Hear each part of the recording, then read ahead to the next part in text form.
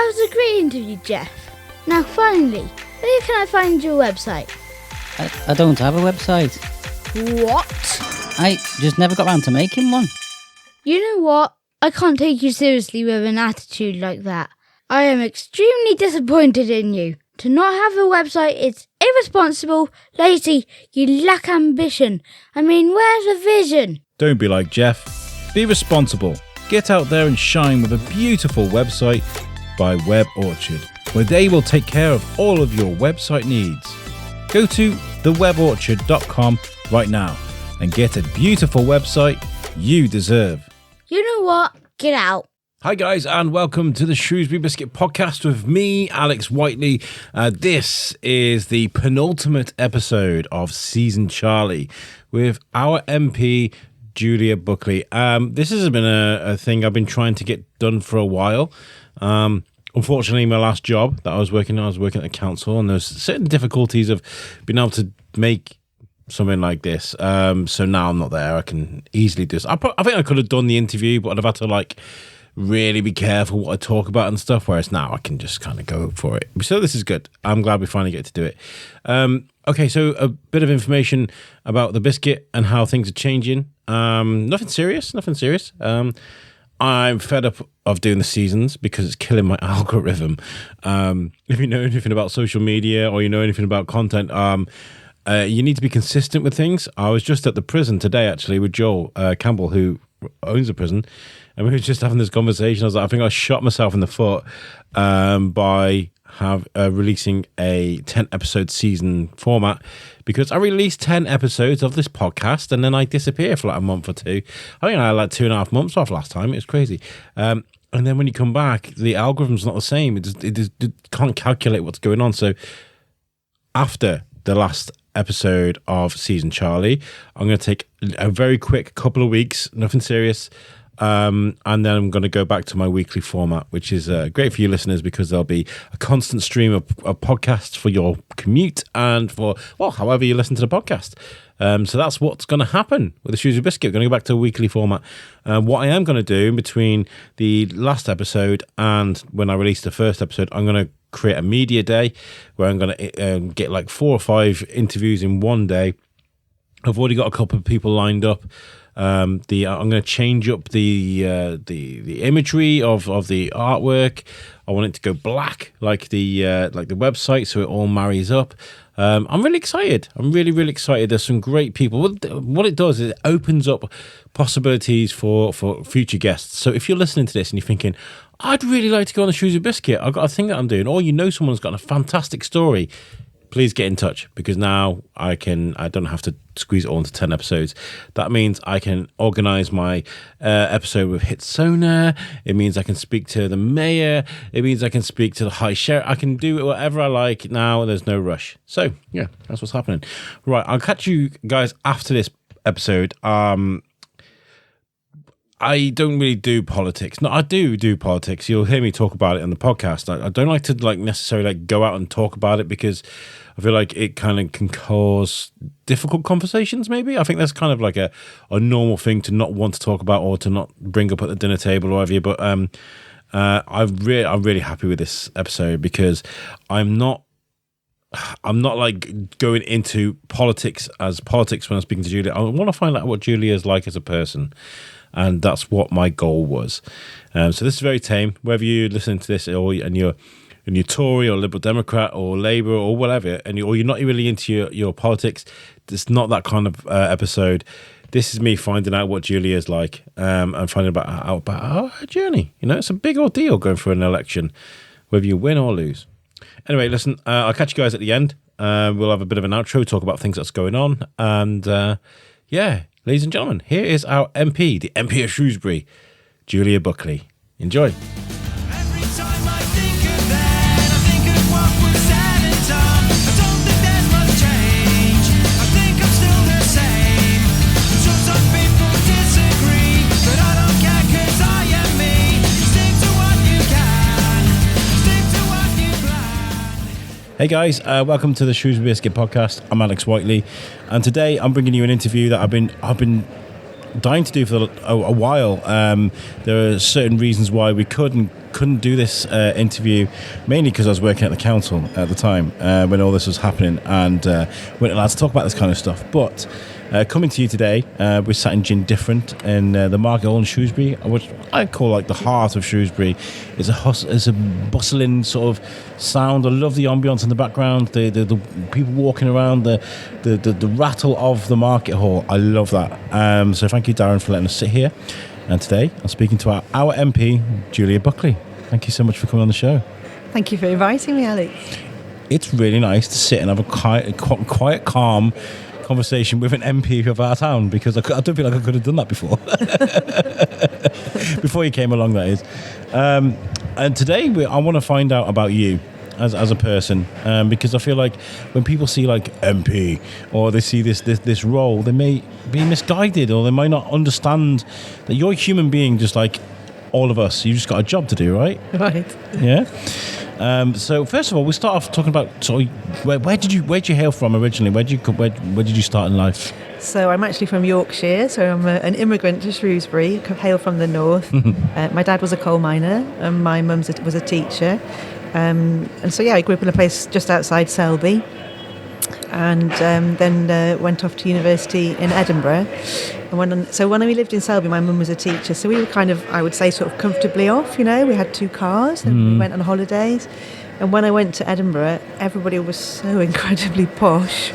I realised that actually, you know, I was very lucky in my own village, but when I went out into this wider world surrounded by privilege, I realised how vast that gulf was between privileged and just ordinary people, and it really kind of opened my eyes really to politics and how the world worked. Do you think that kind of centres you as a person, though? You know, when you like, I feel like when you have a lot of things around you, lots of nice things, you can kind of forget how to fend for yourself a little bit. And I don't know, do you feel like that kind of helped you a lot in life? Yeah, I mean, I just had a normal background. You know, I always had a Saturday job. We always worked in the holidays. Even as a student, I worked in we've got a pickle factory in Selby where I worked in every holidays, like all my friends did. So yeah, that was really a very different lifestyle to those other privileged students in Edinburgh, and it just made me understand that, you know, there's quite a big difference between different classes and how people live. And yeah, it's important, isn't it, to remember where you come from, and to remember most people just live that normal life where we have to go and work really long hours to try and keep a roof over our head. I think, I've just come back from Turkey, which is really nice. You know, everybody likes to go to Turkey, sit by the pool for a week. But I feel like when you go to a place like that, and this is no disrespect to Turkey, it's a different way of life. But I feel like when you come back, you kind of appreciate the life in the UK, like health and safety, for example, food health and food hygiene, and the language barrier, of course, is what my boy was not very well. A bit of a poorly tummy when he was over there, so we took him to the first aid person, and they were like, "He'll be fine," and I was like, there was no like. Yeah, so I feel like when we go away from what we consider the humdrum life of the UK, I think then you realise actually things aren't too bad here. Like, you know, you come back and you're like, I can go and see the doctors without having to pay for it, or I can go to a restaurant and know I'm not going to get poisoned, or you know what I mean? Like it's one of those things, isn't it? Home is home. It's really important. So when did you move to Shropshire then? So I've lived in Shropshire for 20 years. Wow. Yeah, so I moved for work, really. I got a scholarship to study a PhD, and then got a job at the council. What's the PhD in? It's in European policy, slightly less fashionable these days. Yeah, and I worked out in Brussels in the European Parliament for 5 years. Wow. Yeah, so I was a policy advisor, and I was a researcher for a politician. So I have kind of seen what it is to work for a politician and to work in that policy arena, where we did a lot of work around environmental policy, but a lot of things around how to get investment into deprived areas. So then after that, I worked for 20 years in local government, trying to get the money out of Europe into the local community. So kind of put the money in and then came back to the UK and tried to get as much out as we could. So well, that seems like a really interesting sort of background to have, because then you understand how those kind of like economical ethics work, and how to move those things around, and also what's important, because people are like, oh yeah, I need 20 grand for my business, yeah, because like I need a new Beamer or something, when it's really there are other opportunities that can really help people, aren't they, that need the money more, I suppose. Yeah, and so actually the EU, national government, they really rely on local voices to tell them what the need and the problems and the challenges are in each area. So whether that's local councillors, MPs, or whether it's leadership at the council or strategic people, they need to feed back, businesses in Shrewsbury are really struggling with this, or businesses in Wolverhampton have got a different problem with that, and that would shape then what the funds would pay for. So it was really important we got the voice of local, not just businesses but all stakeholders, back into the people writing the funds. So it was, as you say, useful to see it from both sides. I spent a lot of time writing legislation and shaping what rules and regulations look like, but that's only any good if you kind of tested it with real people at the other end and said, well, that doesn't really work for us because actually, we're a rural community and that, we don't have great public transport. So yeah, you sort of see two halves of the picture. In a moving landscape as well. I mean, we've had the mortgage crises, we've had bird flu that battered the farmers. We've had COVID, of course, recently. We've had so many different things that have challenged businesses. So to be on that side of the fence and seeing how to invest in the right places and seeing how maybe businesses have had to evolve, do you feel that's been useful for you? Definitely, and your example there of the farmers is a really good example because they've had 3 bad years in terms of weather. We've had all the terrible storms and flooding, and we've had just weather which has meant that their crops were delayed and then didn't really perform year on year. So you can't keep sustaining, hoping that next year you'll get a good crop. That's also as you say, in the climate of post-Brexit. So farmers have really felt quite lots of challenges recently, and so again it's about working with the NFU, the National Farmers Union, and working with groups to make sure that policymakers understand the different challenges in different sectors. Yeah, the supermarkets too, I feel, because it's got to be difficult to... I know there's been a few ups and downs of how to price things and how to fairly pay, like you were talking about the NFU and how the unions work with how much they get paid and how fair it is. That can't be easy, especially with the constant changing of inflation and everything that happens. I don't fully understand it all, but I understand that it's not an easy thing to deal with as well. Definitely look for people on the inside of it. That's interesting. Was like, because you're saying you're working alongside politicians, was it always your sort of goal to get into politics yourself, to be a politician yourself? Not really. So when I was younger, when I was a kid, I said that I really wanted to be a journalist. So I guess I was always interested in following the news, but I thought I was more interested in, like reporting it or commenting on it. But I was really drawn to politics. So at university, I studied politics. I went to work in Brussels. I worked for politicians. When I came to work for the council at Wolverhampton, my first job was working for the leader of the council. So I kept being drawn and attracted into like the political world. But I was always writing speeches or papers for other people to be the face of it. I was always in the background, behind the scenes. And people would say, oh, we need a young woman to step forward. No, I'm not interested in that. I just want to do the writing, the papers, the research. And really it was only when my friend Jo Cox died that I was really... She was exactly the same age as me, and we were friends in Brussels. We've got kids the same age. We're both from Yorkshire, and really makes you realise how short life is, and that... she and I were both researchers for politicians at the same time, but she went on to be an MP and I went on to work in the background. And she was never too tired, never too busy, never too self-conscious. She just got on with it. She said, no, this needs improving or sorting out. I'm going to step forward and I'm going to sort it out. And after we lost Jo, it just made me reflect a bit that actually life's too short, and that if I think it's important to sort something out or stand up for somebody or speak for something, I shouldn't be self-conscious or think that it's, not my job. I should just get on with it. Sure. And so that's when I decided I would put myself forward as a candidate for local council. I started out. You got to put the foot on the gas pedal sometimes. Sometimes to sit where you are is not always... you've got to be able to grow in yourself and evolve as a person. I think we've all all had our journeys for that. But... that being said, getting into politics and wearing your heart on the sleeve on a massively public level is like a whole new animal, a whole new beast when it comes to changing your career aspects and things. You've had obviously experience with other politicians. How do you prepare yourself for something like that? So, I mean, I guess you start small. I started on a town council where I was elected, and then I stood for county council, and then I stood for Parliament and was not successful in 2017 in the Ludlow seat, and then I stood again in 2019 and was not successful. So in some ways, starting at a small level, and I would really encourage anybody that's interested in politics to start on a local town or a parish council. People are amazed when I tell them that the rules, so the standing orders, the rules upon which a parish council is based, so that's the, parish council is like the Vicar of Dibley, in a little village. So the rules, the committee rules, the rules of voting and amendments and procedures for that council is exactly the same as it is for a big town council like Shrewsbury, exactly the same for a big county council like Shropshire, and it's exactly the same as the rules in the Houses of Parliament. So once you know how to present an amendment, second a proposal, vote in favour, those rules are identical. And when you explain that to somebody, and that's why it's really worth getting that experience in a small environment where you can really make an impact, then people build their confidence and can go all the way. That's really interesting, the fact that it's the same sort of mechanism that runs a small parish council than Parliament. Yeah, exactly. That's really interesting.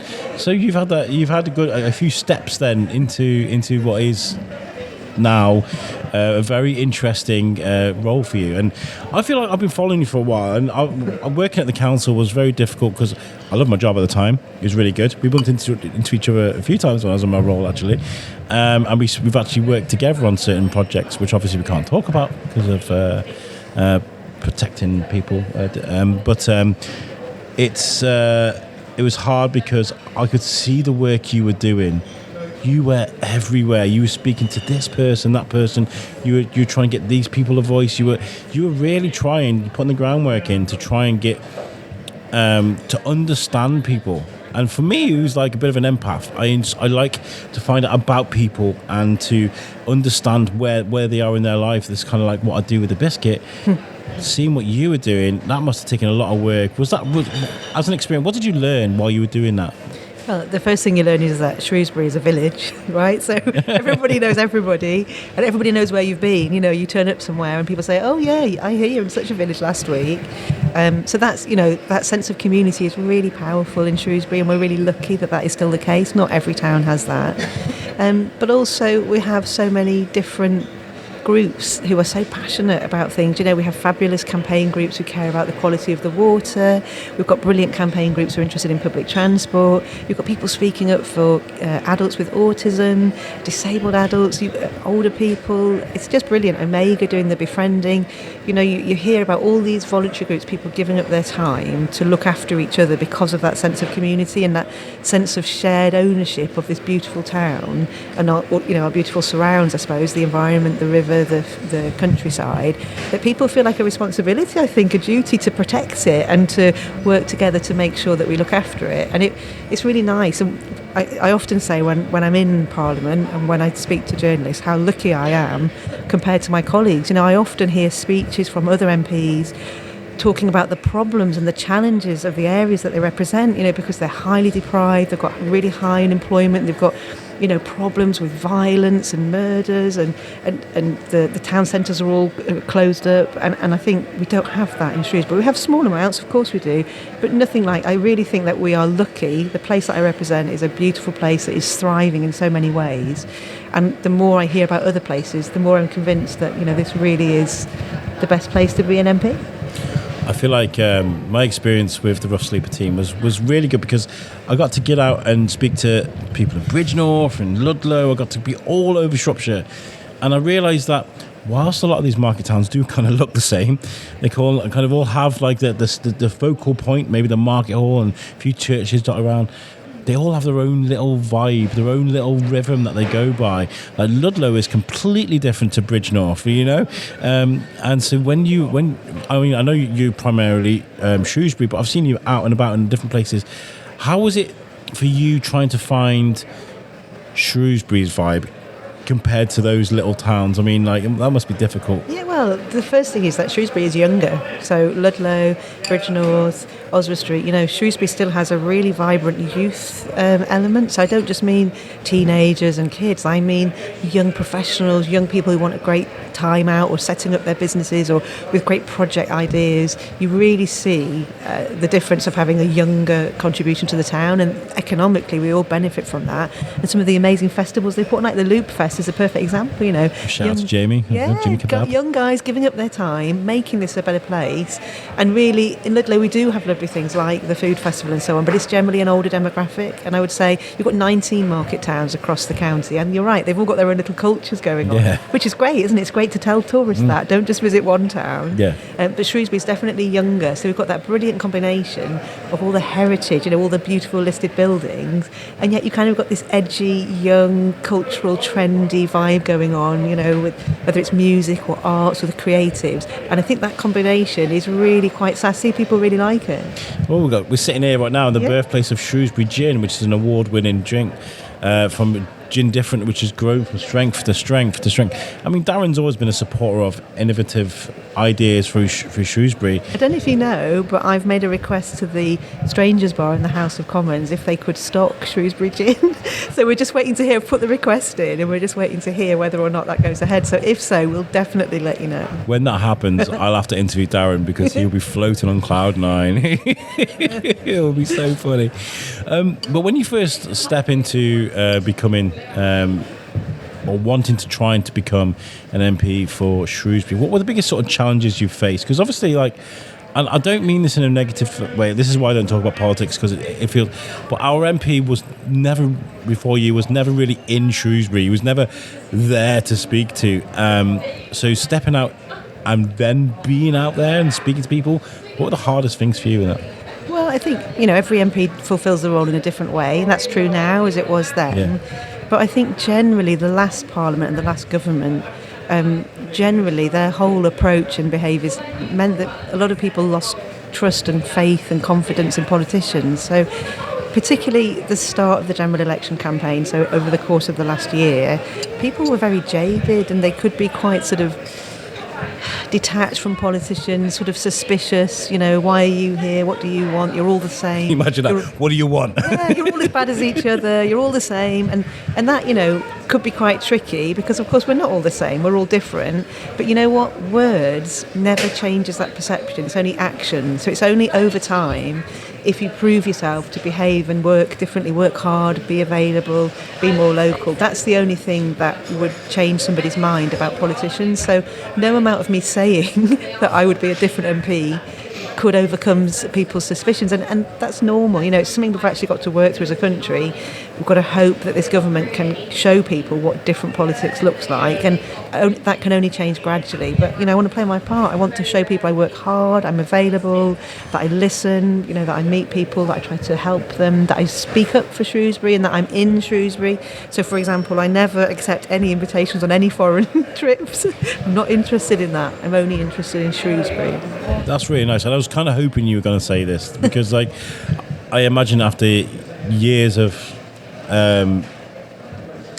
like you said, not having a face to speak to, and then you turn up at people's doors and they'll be like, hi, I'm Julia Buckley, I want to be Shrewsbury's new MP, and you're like, yeah, and because we haven't had that for and also people just blame you for what the previous government and previous MP have done. It can be hard, so it's hard for some people to find that line between what the council does and what the MP does, so we often get blamed for all kinds of things. I've been blamed by lots of people for the green bin tax, which I voted against on council, and it's definitely nothing to do with the MP. But also then people say, well, you did this as our MP. Well, no, I'm just your candidate. So it's also quite hard for people to sort of separate who did what. And there's still things in place with the council that were of the previous government, right? Because it takes a while for things to. There needs to be the local by-elections to be able to change that. And then people don't understand that. And I've seen this. I've seen this with you. You are like a warrior in those comments. I love this because we haven't had that before.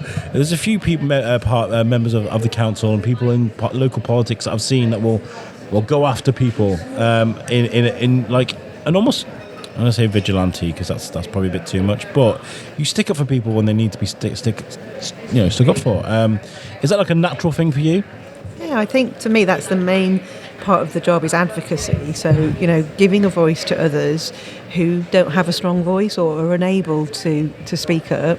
And I worked for 4 years as a Unison rep. So in other words, as a shop steward, so representing people at work, mainly low-paid workers and women, so representing people who'd been bullied or people who'd been dismissed unfairly or people who'd had decisions made against them that we challenged. So it's about using your voice for somebody else who isn't able to use theirs. And honestly, I'm a woman from Yorkshire, so in Yorkshire we call a spade a spade. We're quite direct. We pipe up all the time. I'm not afraid to poke my nose into things. So actually, imagine being given the job where you're allowed to poke your nose into everything and speak up when you feel an injustice has been done. It's actually quite an enjoyable thing. I imagine it's really hard because I feel like I've put my foot into a few arguments before. I'm very passionate, like you said, about sticking up for people that need to be stuck up for. Very liberal. What did I get called? A left-wing bigot, I think I got called on a radio show in America once. Because I don't know what a left-wing bigot even is. I mean, I feel like if you're going to start slamming different communities of society, I feel like, well, you're the one with the problem, so I will stick up for people, but I feel like I've got no energy for that anymore. One of the reasons why I'm not a support worker anymore is because I've kind of lost that excess compassion and empathy that I used to have as a support worker. Now I work in a factory and I'm loving life. Genuinely, I go to work, I smash my work, I come home. I don't know where I was going with that, but I'm saying, like, I think it takes a special kind of person to be able to do that, to have the energy to do that, because it's a vitriol, horrible place sometimes, social media. Yeah, but it can also be really rewarding. If you can get an outcome for somebody, or if you can make life better or raise awareness about something, and actually speaking up for somebody else is less exhausting than speaking up for yourself because you're one step removed. So, personally, I find it really rewarding, and that's not to say that you always win. I'd probably say you probably have to fight 100 fights before you win one. But when you just keep remembering the one that you've won. It keeps you going and sustains you through all those other challenges. So do you have like a personal sort of mantra, or what I mean by that is something that you can repeat to yourself, or like a code of ethics, something that you can keeps you going and keeps you straight and narrow? No, really. When I first decided to stand as a counsellor after Jo died, I kind of said to myself, and I used to write it down before I had to give a public speech, which was to be more like Jo. So, she inspired me, and I think that the more that I can, not quite emulate her, but do some of the things that she did really well. So for example, she always had a smile, she always made people laugh, she was able to get on with everybody even if she disagreed with them. That's a really good skill. I definitely haven't got that skill, but that's something that I sort of want to work towards. But also that she she found time for the things that were important. So, if I really care about farmers, about special education needs, about getting a Sunday service, a bus service for Shrewsbury, if that's my number one thing, then that's the thing I should put all my time into. And she was really good at that and doing that with a smile. So, I used to say to myself, be more like Jo. Just remember that, and remember that if you are more like Jo, you can get more things done. You don't have to fall out with people. Anything is possible, really. I love that. I love that you have this you had this amazing inspiration that keeps you going forward, and that you can base your say it's a what's it called? A code of honor. Code of honor? I don't know. The way they used to describe Batman is the way to keep him from turning evil. But like, you have this person that you had in your life that you can just use that as your shining beacon. That's really nice, and I think a lot of people can relate to that. We all have those kind of. I mean, one of my questions was, is there someone that inspires you? And that's obviously Jo, right? Yeah, because her life was cut short because of politics. So you have this kind of survivor's guilt, that I hadn't got so involved, and yet I survived and she was murdered. So then at the beginning it was like, really, I should have done more. What more could I have done? What more can I do? And then you sort of turn it around and say, well, actually, I can do this. And, it gives me the confidence just to crack on and make sure that you make time count. I'm going to be 50 next week. And that actually makes me one of the older MPs. It sounds crazy, doesn't it? But I'm literally sitting next to 40-year-olds and 30-year-olds and 20-year-olds in the Houses of Parliament. Got this new intake of all ages. And so actually, it's about making that time count. So, maybe I get 4 good years, maybe I can get that Sunday bus service for Shrewsbury, maybe I can turn things around, but really just make an impact, just try and focus to get a few things done. What keeps you going for like the hard days though? Because I imagine there's people walking past now, they're recognising you. I'm sure they're running to be like, I imagine people walk past you down the street like, we saw that bloody hospital out or something like that. How do you get through those difficult, challenging times? Because I imagine that's not easy. So actually people stopping to talk to me in the street is the good bit. So that's the nice bit, even if they've got a challenge or a question or a complaint, because that means that they know that I represent them, that they know it's my job to listen to them, and that they feel that I'm approachable, that we can have that convo. So I really like that. That's my best bit. It makes me late everywhere, so I was a few minutes late meeting you because as I came up from my last meeting, a few people stopped me on the way and we had a good chat. So for me, that's the good bit. There are challenging bits. There's loads of rules and protocols and procedures, and of course there's loads of MPs, so I don't always want to be at the bottom of the queue, so it can always be a bit competitive. So sometimes something you really want, you find yourself in a great long queue and there's some procedure and process. That can be frustrating, but you know what? That was the same on the council. That was the same on the town council. So those are the bits that I find a bit more frustrating. And I suppose if nobody wanted to speak to you and you weren't that approachable, that would be an issue, wouldn't exactly. I like that bit.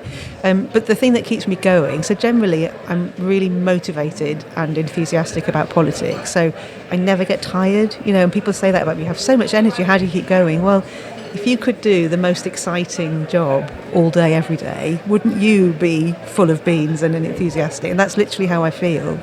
But when it gets hard, I just say to myself, if I work hard and if I do the best that I can and the most that I can, I'm going to get some good outcomes. And so I just have to keep working hard and doing the most that I can. And even if I don't win everything, I will win something for Shrewsbury. Years ago, I used to date a girl before my wife. She got me into politics in a way that, like, it was a case of, like, I'd be like, I hate politics. Your son's just pricked his ears. Yeah.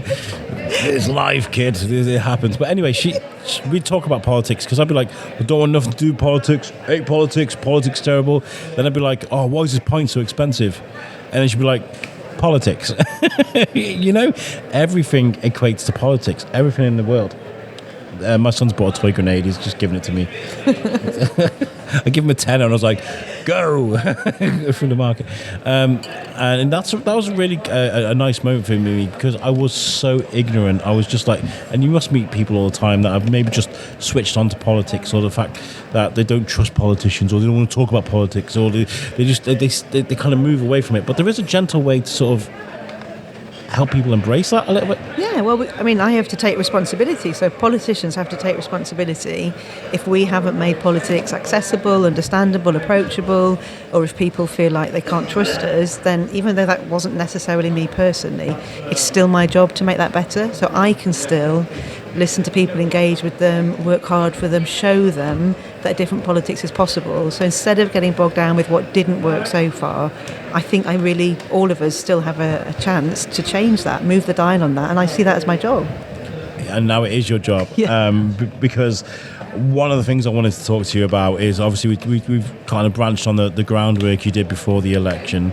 But when I think about an election and how long it takes to get from one point to another, it seems like an awful lot of work and a lot of energy goes into that.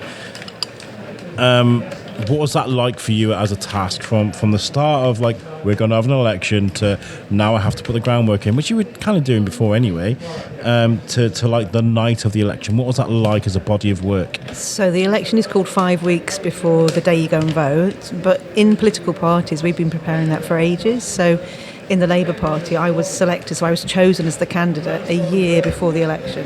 So literally the previous July I became Shrewsbury's Labour candidate. So 4 months before that, I was trying to persuade all the Labour Party members in Shrewsbury that they should choose me. It was a competition, and I had to win that competition. So I had to go around, meet lots of people, knock on their doors, speak to them, give presentations. So I'd probably been working for a year and a half before the day of the election, and it kind of just ramps up all the time. So basically, I prepared my life for the last few years. And I first stood for Parliament in 2017 when I was working full time, and I had to take a month's unpaid leave in order to fight that short campaign. And at the end of that campaign, I went on some training for female candidates, and they said, you need to save money and annual leave now from today, so that whenever the next election is called, you are ready with money to pay for leaflets and time off work so that you can do the best job you can, so that you've got the best chance of winning. That is the best advice I've ever had, because really it's what we call, it's a long campaign, it's a marathon. And so for that year, leading up to the year and a half, I was a councillor, but I was no longer working in my day job. I gave up my day job to be a full-time councillor. So the rest of my time was spent meeting people in Shrewsbury, reaching out, going to community groups, building my campaign so that I would be ready. So the day the general election was called, that 5-week short campaign, I was ready and we were raring to go. So we had a cover on the Shrewsbury Chronicle, a big advert, we were out door knocking every day. We were ready and raring to go. So for us, the bit you see, the public, the last few weeks, for us that's the end of the campaign. But for you guys, you think, oh wow, this is it, this 5 weeks. So yeah, I always say the reward for hard work is more hard work. So the reward for being selected meant that I then had a big campaign. The reward for that is that I won, and then I've got this really big busy job. But I've loved every minute of all of those bits. And I've seen that, and this is the thing that I think has drawn me to want to do this interview, like more than before, because I remember we were chatting in 2019, 2020, and I didn't do the interview only because I don't like to do interview. I don't like to do politics really on the. I interviewed Alex Wagner because this guy was so young. I was like, what? And that was more about like what does young people get into politics. But like, I'm so glad that you went through so much turmoil like between then and now. And now you're finally there. But you can see the passion in you, and that's why I wanted to speak to you. And like you said, it's a marathon to pace. You got to pace yourself. Is there other things that you wish you'd have done more of, or things that you're glad that you did during that time when you're on the election? So during the election campaign, I was working 7 days a week. Now that I'm an MP, I work 6 days a week. I have Sunday off with my family. So it's always a balance with how much time you spend with your family and which meetings and groups you get to. Because, of course, they're all at the same time, or that they're all clashing. So I think we did a good job, and I think we particularly did well on door knocking. So we knocked on every door in the constituency. We didn't speak to everybody, not everybody was home.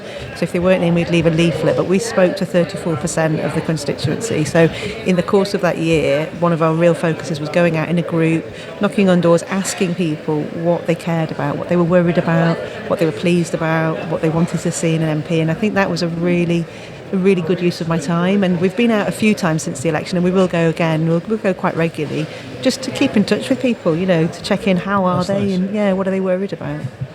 I always think of that. That's a lot of information to take. How do you correlate all that? How do you look all that and we do have a computer system. So they type it. The volunteers type it onto a computer system so that we know. If somebody doesn't like Labour and they don't want us to knock on their door again, then we mark that down so we don't go back. Definitely not coming back to your house though. But you must. I mean, obviously, we had a lot of people that went, because I always thought of Shrewsbury as a conservative town. It's always going to be blue. No. But it wasn't like it. People must have changed their minds, and obviously, like, we've been through a hard time as a country together. So there's been a few things that's changed people's minds, but in the way politics does. But did you meet a lot of people during that were like, I was Tory before, now I'm Labour? That must have been nice. Yeah, we met lots of people like that. So Shrewsbury has been Labour before. So we won in 1997 and in 2001.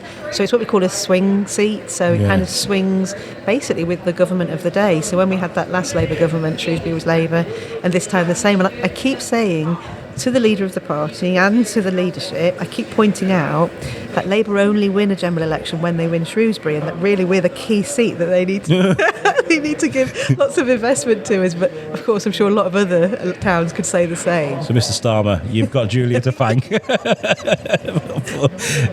Okay. Well, talk us. I mean, obviously that election night is such a huge, like, you're awake all night. there's the updates, there's then the results afterwards. Talk us through, right, the first 24 hours when you find out you're going to be Shrewsbury MP. What was that day like for you? Well, you're quite right. We hadn't slept, basically. So on the election day itself, polls open at 7. So the campaign team met at 6. So we were up really early and we were out waiting outside school gates with leaflets. We have a door knocking operation, we call it Get Out the Vote. So people who promised they were going to vote Labour, we then go back to their doors and remind them, have you had a chance to go yet? Do you need a lift? So the whole day is spent doing that in various rounds. So I had to go and meet the volunteers and thank them for their help and join them on some rounds and put things out on social media to remind people to go and vote. So that was quite tiring. I imagine. And the important thing is to remember to sit down and eat occasionally. Get your steps in, eat. Yeah. So that finishes at 10 and then we went home and had a rest and got changed. And then, as you say, they start counting then at 10:30. They didn't finish counting the seat until 5 a.m, so it was a really long night. And it was looking positive, but I refused to crack a smile until I saw the actual results, which were really good for Labour. So we had 11,355 was our majority. So that's a really good outcome, as you say, that swing basically from 11,000 to the Conservatives over to 11,000 for us. So they make the announcement. We get to give a little speech. They hand you some papers with some various information in it, and then there were lots of press interviews. And then I went home to my family, my kids. I just phoned one of them before she left for school, and I met the other one before they went to school. And then I tried to get some sleep, but basically I couldn't. And I had more interviews throughout the day, which was now Friday. On Saturday, we had a really big thank you party for all the Labour Party volunteers. Oh, nice. Yeah, it was really sweet. And the Butter Market hosted us. And so I had to write a speech. I had to try and name check as many people as possible. So that took me a few hours to write the right speech. Pull out a big scroll. Yeah, it was massive. Could you imagine if I forgot somebody? It would be awful. But then also I had to pack my suitcase because 6 o'clock the next day, so Sunday morning, I had to catch the train down to London for some training and induction that they had organised for the new MPs, because we were going to start some other stuff on the Monday, but they wanted us to go on the Sunday so we could sort of find our way around, orientation, all that kind of stuff. Now, generally speaking, as you saw, sometimes I'm a little bit pushed for time. And there are 2 times in my life when I've arrived an hour early. One was on my wedding day. The vicar literally told me to go away, and he said, usually the bride is late, not an hour early. What are you doing here? And the other time was when I turned up at Parliament for my induction an hour early on that Sunday. But they said, we can just let you in, it's fine, and we'll show you around. You sat swizzling on a chair waiting for it's just so everybody to get... So motivated and so excited. But, it was absolutely boiling. So this was July. It was in London, which is way hotter than Shrewsbury. There's no air conditioning in the building. So you've got to remember, I've hardly slept. We've been up at dawn. And in a completely strange place, it's boiling hot. Really, it was really hard to stay awake. I was kind of excited and at the same time completely overtired. But it was a really strange mix of emotions. And the other thing, we've talked about all the work and the campaign and all that focus on Shrewsbury all the time. And then, the excitement of winning. But the thing I completely forgot, which is what your son is going to find out and what tourists find out. When you go as a tourist to the Houses of Parliament, of course, you know that you're going to visit that beautiful, amazing, impressive building. But I was just thinking about work and this result and the party and my job and what I had to do and my schedule. I completely forgot that it's an absolutely beautiful building. When you arrive there, it's so kind of awe-inspiring. I was really taken aback. I was taken aback by how beautiful it was outside. But then when you go inside, and it is literally a palace, I was completely dumbstruck. And I felt a bit silly that I hadn't even considered that because I'd been so distracted, I guess. But, every day that I go to work in the Houses of Parliament, I think the same thing. I walk over Westminster Bridge, I see Big Ben, I see the Houses of Parliament, and I think I'm so privileged to work in this place on behalf of Shrewsbury. It's really beautiful. Yeah. That's a really beautiful way of putting it, is the fact that when the haze settles, because I imagine when you're that tired and you're that excited, I can feel the butterflies again. Empath. I could feel like what that may have felt like for you, and I think there have been times when I've been a tourist in a place, and it's when I'm in a place and it's busy and lots of people. Sometimes I don't function properly. I kind of I have tunnel vision. I need to go here, and nothing else exists, right? But if you're in a place like that, and you can kind of center yourself and look around, you can because you realise where you are and the job you're there to And do. every time I have visitors, so I've had a few people come down and visit, and people from Shrewsbury who are in London, you should contact my office and we can welcome you into the Houses of Parliament. If I meet them and show them around the corridor or take them onto the terrace, you see it through their eyes, and every single time you say, wow, this really is. Look how beautiful it is. Look at these tiles from Shropshire. Look at this picture. Look at this, this historical statue. And I had Claire Ashford down this week from BBC Radio Shropshire. She was doing a day in the life of an MP, and she was sort of following me around for the day. And it was the same thing, Wonderful. me showing her things and sort of reliving it all over again. So that was fun. Wow. It just sounds like such an amazing adventure, because you've since 2017 all the way up to there, you've been working really hard to get this right, and now you're there. All of those years of hard work up to that moment, right? But then the hard work begins. Exactly. You can't just be like walking around staring at statues and awe-inspired staring at the ceiling. Oh my God, it's amazing. You've got to get on with your job. I mean, what's that like working along other MPs that have just... I mean, you must have the old guards that have been there for years, the new people like yourself that are there. What was that like working amongst those people? So it's really good, actually. So out of 650 MPs, 303 are new, and 240 of those, I think, in the Labour Party. There's lots of women, so there's 262 female MPs, which is a completely different dynamic. This new cohort that got elected in 24, they're the most down-to-earth cohort of MPs they've ever had. So a majority were educated in state schools, like I was, rather than the previous generations who all went to private school. You've got women, you've got young people, you've got LGBTQ+, you've got ethnic minorities, you've got a huge variety of people. But what's most noticeable is you've got people who just did real normal jobs. So, some of my friends were teachers, worked for housing associations, were engineers. One worked as an operating theatre manager in the NHS. So you've got people who know what it is to work in the real world, are sort of in their 40s and 50s. They're young enough still to be in touch with what's going on, but old enough to have a bit of experience under their belt. And I think it's a really pragmatic group of people who are saying, you know what, we're going to modernise how this place works. We're going to make sure that this policy or this legislation, that it actually delivers for real people.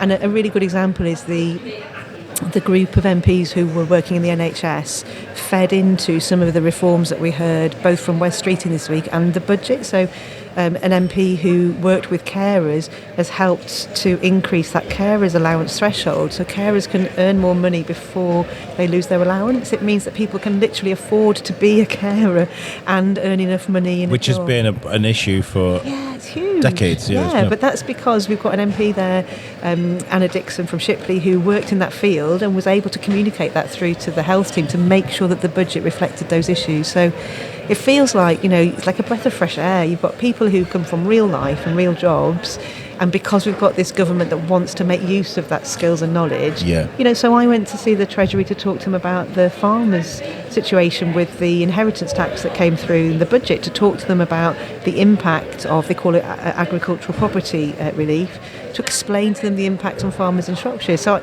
it feels as though, we've got a voice and that they want to listen to us. So it feels quite pragmatic, I'd say. It's nice that you mentioned there's lots of younger MPs, which is really good. I mean, I mentioned that 22-year-old Alex Wagner doing what he was doing. That kind of threw me. That's why, like last year or whatever it was, I was kind of, I need to speak to this gentleman because I need to understand what makes young people get into politics. Again, I was very like, politics. Like, I'm a 38-year-old man now, right? But it's nice to see, because I feel like when it comes to discussing society and what goes on and amongst us in the community, sometimes we have to, generation to generation, need to communicate, right? Yeah. And are you saying you've got like a pragmatic group of MPs? Are you seeing a lot of ideals switch and change between generations? No, but what I see is that everybody's treated with equal respect. So in the Labour, we call it the PLP, the Parliamentary Labour Party, so our group of MPs, we've got quite a few in their 20s and 30s. The youngest guy, called Sam, they call him the baby of the house, the youngest. That's the title you get. I think he's 24. And there's quite a few more, like Keir Mather, who won the Selby by-election. He's only about 26. So there's a group in their 20s and a bigger group in their 30s.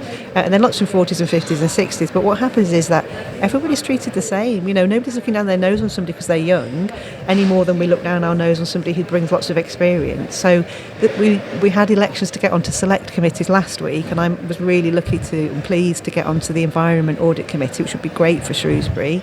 But I saw that quite a few of those young guys got places on select committees, so they'll be, putting in that work. Some of them are what we call a PPS, or a private parliamentary secretary, so it's kind of an assistant to a minister.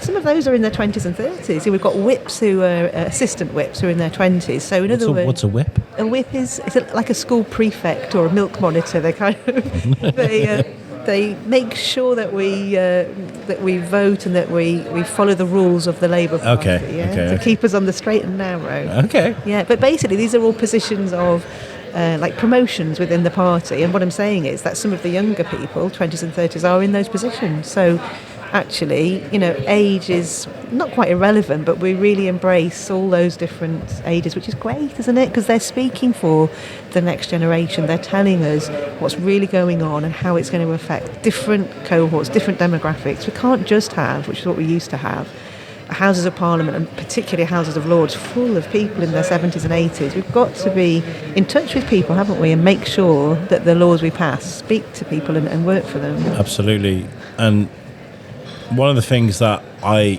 really enjoyed about your journey is seeing that it's not just you, it's your other members of Labour with you. They're all like passionate. They're all doing it because they want to do it. And that seems is that like a vocation? Like you're there because you want to be. It's not like I've got to go knock on 200 doors today. I can't be bothered doing this. You're there. You're like, oh yeah, let's do it. Yeah, the guys are so motivated. It's really a passion. It's a bit like a religious fervour. They believe so much in the power of change and the power of politics. And some of our most motivated volunteers were our young guys. So George Collins, Lewis Drake. These are guys who were 17 and 19 years old respectively, and Charlie Brooke. They gave up so many hours of their time. Young people giving up their time to come out, delivering leaflets, knocking doors, speaking to people, putting things on the social media. They're really passionate, and I see them definitely as hopefully politicians of the future, and if not, certainly really important contributors to the current Labour Party. Yeah, and with the sum of our parts, we can't do it without them. I couldn't do it on my own. No, of course. Really grateful to those guys. Now I see you in London, then I see you in Shrewsbury, then I see you in London, then I see you in Shrewsbury, London. What's a week in the life of like for you? I mean, how far ahead do you need to keep a schedule? I mean, I've got my work schedule up until December sorted, but like, how is that for you? Yeah, so the Houses of Parliament have only recently published that schedule. It's a bit like the school calendar. We finally got the dates. Got your planner. Yeah, it really helps actually. So most weeks I'm in London at least 3 days, so Monday to Wednesday. On Thursdays it depends what kind of debates are in the House, whether it's an important thing I need to vote on or whether it's what we call a 3-line whip, means I have to be there. A 1-line whip means it's more flexible. So I'm at least 3 days, sometimes 4, and then I'm back in Shrewsbury Thursday, Friday, Saturday, and then Sunday is just for my family, so I get at least 1 day off. So there is some sort of routine to the madness. It's not like, I've got to be in London, and like you've got like half and half. Yeah, and we can see ahead which topics will be on which day, what time the votes will be, and what the meetings I need to have with stakeholders or other organisations. Yeah. And what do you when it comes to, we all got to recharge our batteries, right? Because no matter how passionate we are about the jobs that we do, I feel like we can burn out. I mean, I burn out quite a lot on the biscuit. I talk about it, but like, I like movies and I like my video games. I like music. What is it that you do aside from this to sort of recharge your batteries and get you back to? So what I love to do is go out with my dog for a walk.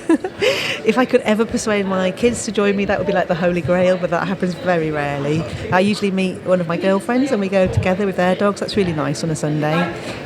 Sometimes I go to yoga class. That's brilliant because I'm getting all old and stiff now. And tonight, my husband and I, this is the ultimate date night, John and I are going swimming together at 7:30 tonight. Oh, nice. Yeah. That's good. You've got to be fitness. It's really Well, important. I don't feel very fit, so what I'm trying to do is just crowbar it back in my life a bit, really. I need to catch up. I've been obviously been in Turkey for a week. I then got 4 days of work from tomorrow, which means there'll be like 2 weeks where I haven't been to my HIT class. I love going to HIT Sona in Shrewsbury. Big shout out to those guys. We go there for 25 minutes and we move like warriors. Honestly, it's crazy. That's what I like. That kind of keeps me centered. I think they're going to feel like I've left. But I've been so busy that our house was like a medieval hospital over the last couple of days when we came back from Turkey. Hopefully everyone's good now. We're good, aren't we? Yeah, Timmy's with me here. That's what I like to do, is just to keep me. It helps me with my frame, helps me walk a bit firmer and a bit nicer. You know, we all got to have those things. What's obviously lots going on in Shrewsbury right now. I said to Phil Gillam, who's helped to sort this out, and to yourself, I don't want to do any gotcha politics. I'm not going to do that, but there are lots of things happening in Shrewsbury. Shrewsbury's evolving. There's a big town plan. They're knocking down the riverside at the moment. That's got to be exciting for you, right? Because Shrewsbury's evolving under your watch. Yeah, and it's really a big opportunity. So one of the successful meetings I had in London was with Network Rail, who do all the investment in railways, and I persuaded them to come to Shrewsbury for the day, and we met Tim Pritchard, who's in charge. Saw this. Yeah, he's in charge of that riverside development, and we showed them the station. So we showed them the beautiful Gothic building. Then we took them around the side of the station, which is actually what we all see, which is that grotty underpass with the slimy walls and the pigeon poo and the noisy traffic. And Pigeon Bridge, we call it, don't we? yeah, Pigeon so we Bridge. showed them that, and we made them actually stay there while we had a really long conversation with them for about 20 minutes, even though no one could hear anything, because we were saying to them, this is the reality of the passenger experience at Shrewsbury. And then we talked to them about how much latent demand there is to have more trains, more carriages, more frequent services from Shrewsbury, and that businesses would definitely employ more people, expand their businesses. People would commute if they could rely on our services. But then what we did was we went to the Shrewsbury BID, the Business Improvement District offices, and Seb and Mark Pritchard presented all that work. Shout out to those guys, yeah, great. Yeah, they were brilliant. So they gave a presentation about all that investment that's coming on the riverside, and we were explaining how basically there's going to be 300 lovely apartments, 2-bed apartments. It's mainly going to be young professionals who are going to be within walking distance of the station, ready to commute to a job. We were basically showing them the latent demand that's already there, the demand that's coming, all the plans to improve that area around the station that you've touched on there with the Shrewsbury Moves, and we've got some levelling up funding which will specifically improve that gyratory area, and we've got plans, if we can get some investment, to make the front of the station really nice, have like a plaza with fountains, a place for people to sit, and see if we can open up the back of the station for where the cars can drop off, so it's a better, bigger car park, better drop off.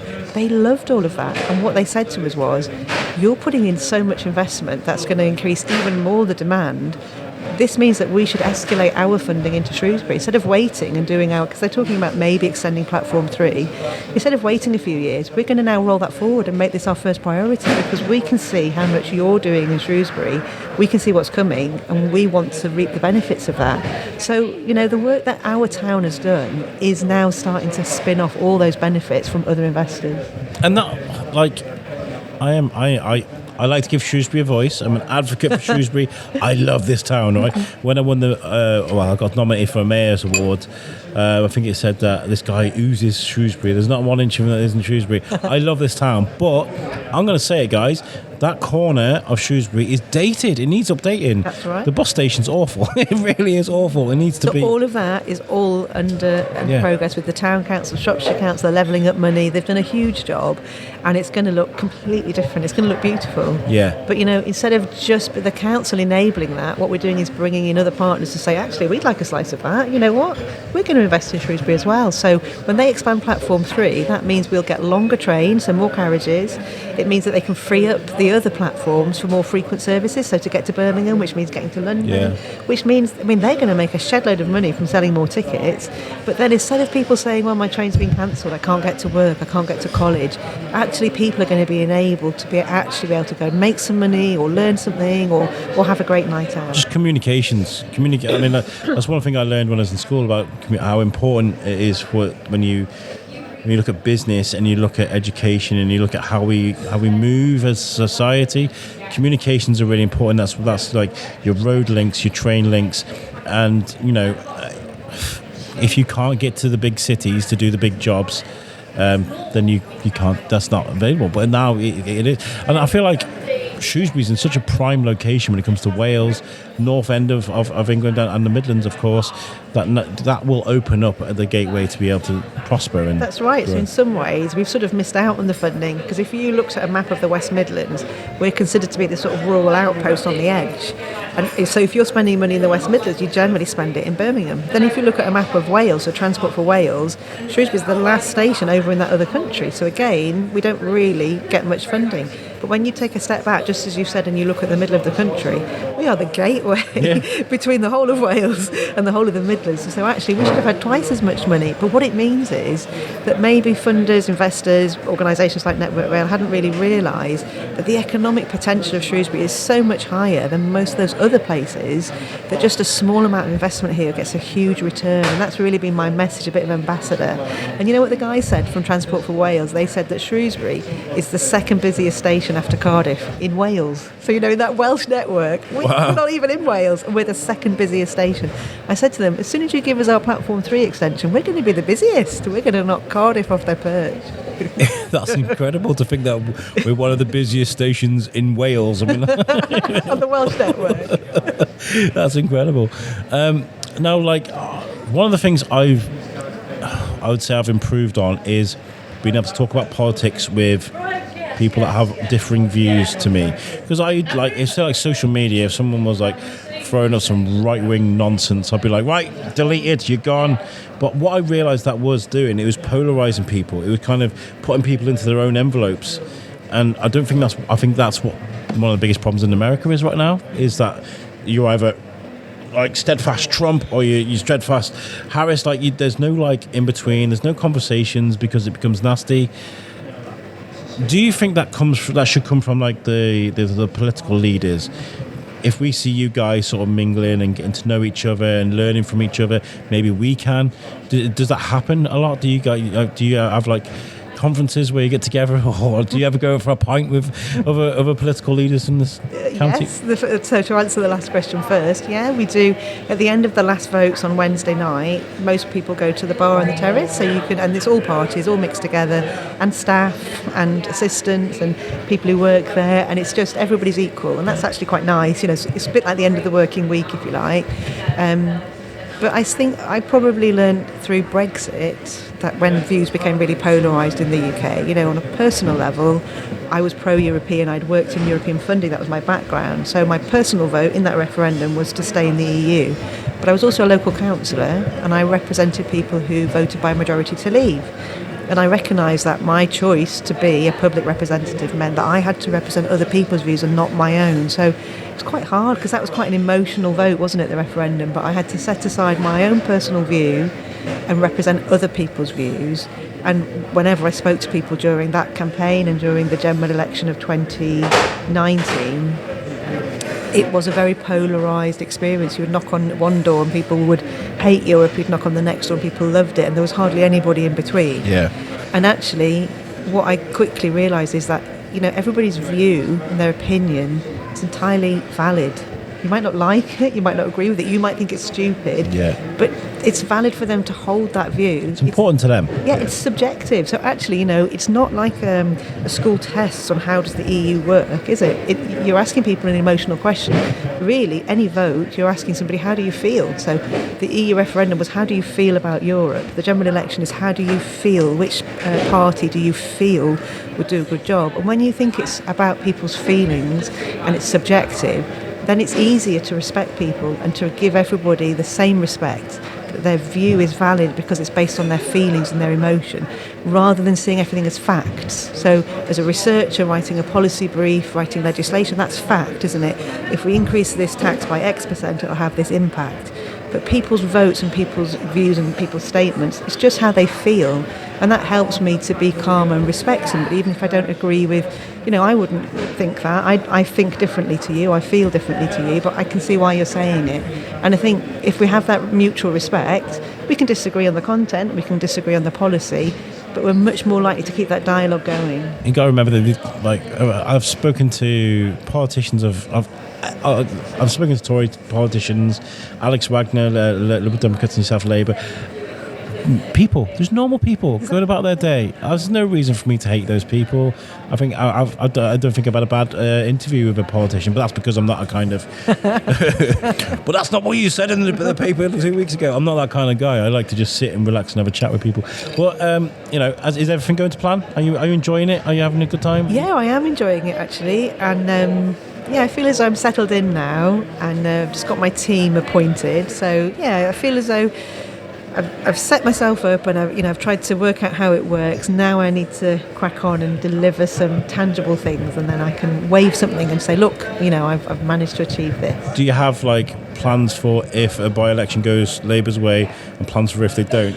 Or does one get ripped off if the other one how does that work? Because you can only put plans if you've got the backing, right? Yeah. So we're not expecting any by-elections anytime soon. So that's good. Yeah. So it's really, at this stage, it's really about policy. So it's about listening to people and making sure the policies we put in place, like the budget, making sure how it affects people and how it doesn't affect. So obviously I've reached out to farmers.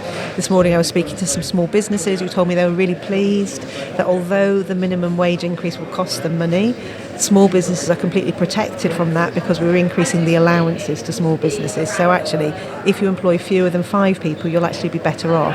And they were really pleased that we'd recognise it's hard for those really small businesses. So, getting that feedback is really useful so that I call it squeezing. I can keep squeezing the ministers or squeezing the party to make sure that we're doing the right thing. It's the one thing that made so much sense out of the budget is that if people have more money, they can spend more money, which goes back into the economy. It made so much sense. I'm kind of like, well, that's kind of how we should have been doing it for a while, But okay, it makes. Well, listen, I've loved this. I really have genuinely loved this because I was a bit worried. I was kind of like, I don't really do politics. How am I going to manage? But when you get to people on a human level, and you just sit and you talk about life. That's when natural and easy conversations come out. So I want to say thank you. You have genuinely, I'm not saying this because you're my guest on my show. I think I've spoken to you in the streets about this. I think you've genuinely inspired me because of your strength and your determination throughout the campaign. Obviously, you've put your groundwork in before. And so thank you for that. I feel like if anybody's listened to this and they've enjoyed your journey and your adventure that you've been on, they may be inspired to get more involved with politics. There might be somebody listening to this now thinking, maybe I can do this. Yeah, and we need people to get involved of all walks in life, and they'll always be made really welcome. There's always lots of training, and people will always show you what to do. So never be shy about coming forwards. And you don't have to be active. You can join a party and you can listen and you can observe. You don't always have to go straight out and knock on a door. There's loads of different roles that people can. It's not all banging on tables. Well, actually, we need to change this.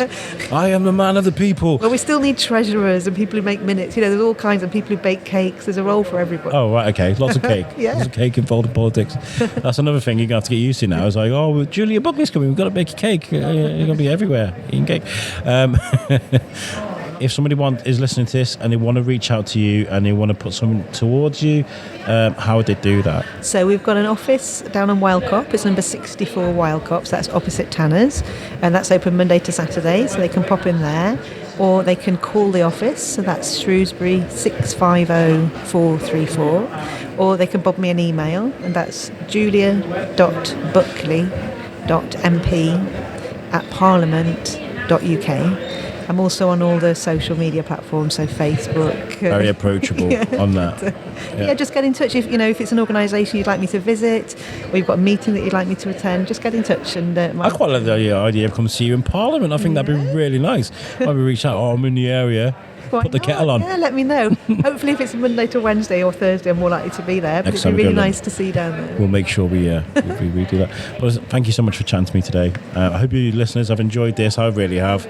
And make sure you stick around because I'll do a bit of an outro, say goodbye properly. But thank you very much for chatting to me today. And thank you, Alex. It's been great fun. So there we go, Julia Buckley. Thank you so much for speaking to me on The Biscuit. It's really lovely catching up with you. Thank you as well to Darren from GinDifferent for letting me record in his space. The Market Hall is a hidden gem. Well, I say it's a hidden gem. It's not really, is it? It's well documented. That is one of the best indoor market in the UK. Again and again, it wins these amazing accolades and awards. If you've not been to the Market Hall in Shrewsbury for a while, maybe you're listening to this from outside Shrewsbury, I don't know, give it a visit, because there's great places to eat, there's great things to look at and shop. There's gin specialists like GinDifferent, there's wine specialists, it's endless, it's so good. Now, some of you may have seen that last week, as I'm releasing this, was the 6-year anniversary of the Shrewsbury Biscuit. That's right, we've been around for 6 years, over 500 episodes. A lot of those episodes have multiple people on, so I've interviewed hundreds of people across the county, and I'm not stopping anywhere soon. I love it. I've got this momentum that I've had since 2018.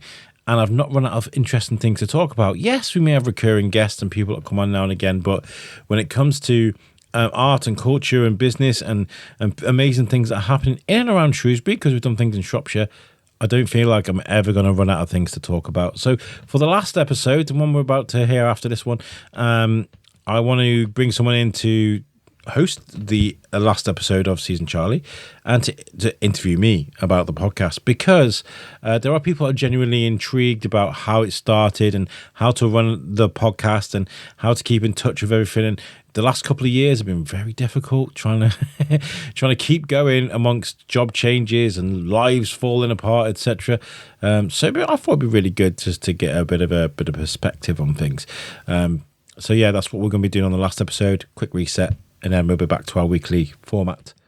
One of the things I really want to focus on with the new format is talking about local events, things that are happening locally. So if you're listening to this and you've got like a play or a gig, or you've got a thing coming up, or a who's what's it, just get in touch and I'll give it a shout out. Like, for example, the Baston Hill Amateur Dramatic Society, they're celebrating their 100th production with Murder in Play, which is going to be on the 21st to the 23rd of November. Doors open at 7 p.m. and curtain up at 7:30. So look for the Baston Hill Amateur Dramatic Society. Get your tickets. It sounds like a really good show. So, I mean, these are little things that are just happening in our doorstep. It's amazing. So if you're going to go to that, I can't go because I'm working. I'm genuinely interested that if you do go, let me know how it was, because I think it sounds amazing. And finally, I'm going to be attending Drawn at the Flax Mill on November 16th and 17th. If you listen to the Shrewsbury Biscuit for a while, you'll know that I love Drawn. It's a creators fair where you can go and buy lots of unique pieces of art or bits of jewelry, or there's so much going on there, and there's so many amazing people to speak to, local artists, and some that I've been on the show before. Yes, I'm going to go and catch up with some of those people, and yes, I'm going to go speak to some brand new artists and catch up with Cherie as well, who runs it. I haven't been for the last one or two, simply because my life was falling apart, but I'm in a good place now, so I want to go.